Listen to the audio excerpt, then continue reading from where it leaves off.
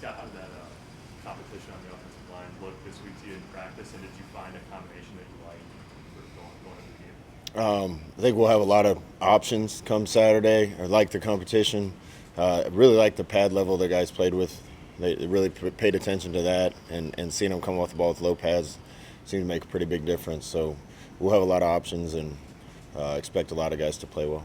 I think Bando made the road trip. Has he kind of got his body back all the way now after recovering? Yeah, he's getting close. He was knocked down pretty good. He had 2 or 3 different illnesses kind of all stacked on one on top of another, and it's a shame because he was probably going to play the week he got sick, and I think he's back close to being where he was before he got sick.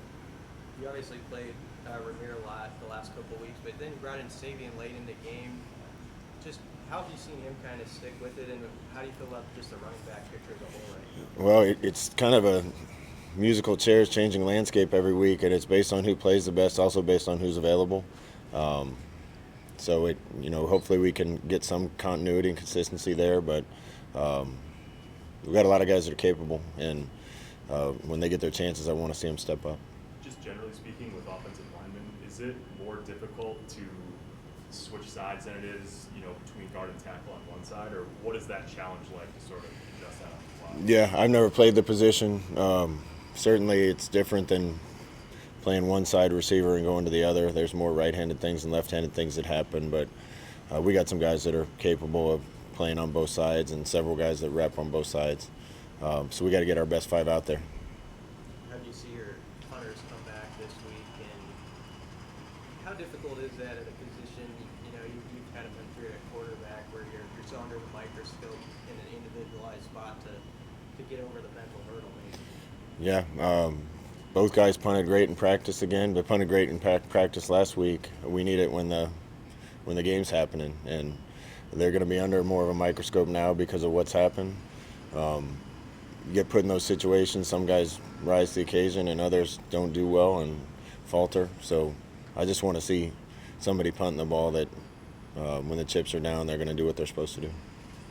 Forecast looks like a lot of weather in the area this weekend. Do you guys do any kind of specialized practicing, training, like wet football, stuff like that?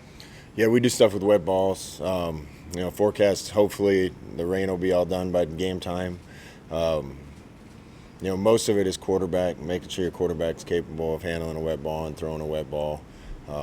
Both our guys have big hands and haven't really noticed any problem with little bit of moisture on the ball. So we'll get them ready, but I don't think it'll be an issue for Adrian or Logan.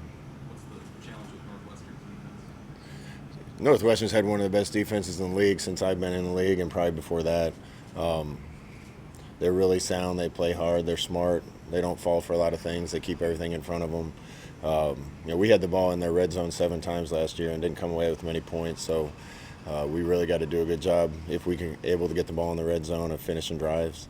With the way our defense is playing, we got to take advantage of the opportunities we get on offense. Scott, how do you see your team respond attitude-wise this week? Did you sense any sort of hangover from last week's heartbreak? No, I don't think it's a hangover. In fact, I had a couple of leaders tell me that as confident as they were going into the season, they're more confident right now about who they are as a team than when the season started. We'd like to be in a little different situation with a record, and I think we've played well enough to have it be that way. But the guys are excited. They believe in their team and what we're doing, and it'll all come together for them.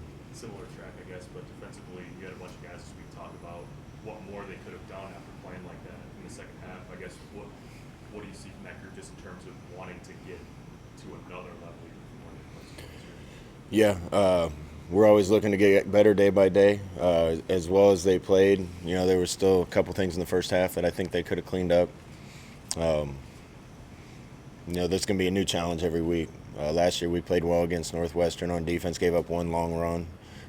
So limiting those mistakes and plays and being sound and solid all the time. You have 5 of your final 7 games here.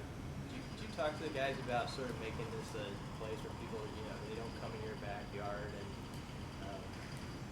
take one from you? I mean, is that We don't specifically talk about that. I want the guys as ready as they can play for every game. the crowd that we get here gives us a big boost. So without having to say anything, I think it helps us to be in front of the Husker faithful. Any specific homecoming memories as a player or since you've been back coaching? Now, to be honest, when we're getting ready for games, I don't even know if I knew it was homecoming. But it's a big deal for a lot of people on campus, a lot of people that used to go here. Homecoming's a special time, so players are kind of dialed in, but I'm excited for the fan base and the student population. Generally speaking, how do you feel like Adrian's held up physically at the midway point of the year, and is there any lingering effect from his hit that he took last week? Yeah, there's, he's tough as nails, so I got so much respect for him and what he's been through and what he goes through. I've heard some of the rumors, and if anybody knows about rumors around here, it's probably me. Ridiculous rumors. He probably has lupus and leprosy and smallpox and all these other things. He's fine. He's going to play. He's a heck of a player and really tough guy.